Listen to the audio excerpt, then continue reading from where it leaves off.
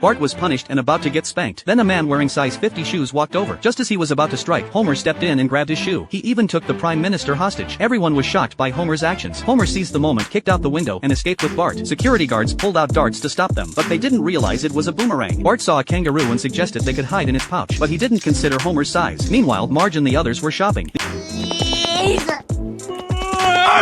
The unsuspecting mother and daughters had no choice but to run along. Eventually they reached the safety of the embassy, but after negotiations, Bart finally gave in. What nobody expected was that this was still Bart's prank. Bart even pulled down his pants to mock them. It turns out this whole story was triggered by Bart's phone call. Bart always lost when racing Lisa to see whose toothpaste would reach the drain first. Lisa told Bart that water flows in different directions in the northern and southern hemispheres. Skeptical Bart called an Antarctic research station to ask, but the people there couldn't give him an answer. So Bart immediately dialed a number in the southern hemisphere. A boy in Australia answered the call. He verified Lisa's claim at home, but stubborn Bart still made him go to his neighbor's house to check again.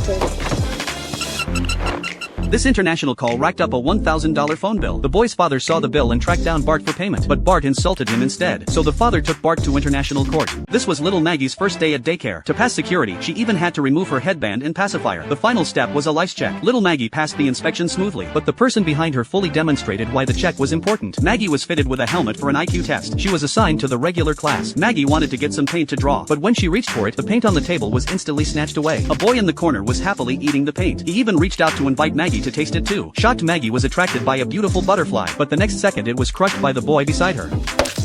A caterpillar nearby caught Maggie's attention again, but the boy noticed it too. Smart Maggie pretended the caterpillar was her eyebrow. This successfully protected the caterpillar. After leaving, Maggie saw a book. It told the story of how caterpillars form cocoons and emerge as butterflies. Looking at the caterpillar beside her, Maggie thought of that terrible boy, but the boy found them again. Maggie grabbed dirt and threw it at the boy's face, then fled. They began a chase. Unfortunately, Maggie got knocked down. From the broken flower pot, a butterfly successfully hatched. Maggie cupped the butterfly, wanting to throw it out the window, but tragedy struck again. The boy looked at Maggie like a victor. Soon it was time to go home. Leaving Maggie's eyes were full of guilt about the butterfly. The boy smugly waved at Maggie. Soon he discovered the butterfly had been replaced. The real butterfly was now on Maggie's head. Lisa put on boy's clothes. She wore a wig and a hat. Now Lisa looked more like a boy. It turns out Springfield Elementary had serious gender bias. The school was divided into boys and girls sections. The girls section was decorated like a fairy tale world. The hallways were filled with famous paintings from around the world. There was no noise from boys here. The classroom was full of laughter and joy. Even the teaching methods were very special. The teacher actually used dancing instead of math class. Lisa felt she couldn't learn any real knowledge this way, so she questioned the teacher. But clearly the teacher thought her method was correct. Eager to learn, Lisa left the girls section. She climbed over the fence to reach the boys section. Right after landing, she encountered a hungry wolf. Obviously this wasn't surprising, because the boys section looked like it had been bombed by nuclear weapons. Lisa crawled to the bedside to eavesdrop on the teacher's lesson. Just as Lisa was immersed in the ocean of knowledge, Principal Skinner interrupted her. Lisa explained the school's problems to him, but now Skinner had been reduced to a janitor. The real principal was the illiterate Willie. Principal Willie made Skinner go feed the squirrels, but even when feeding squirrels, Skinner would get bullied.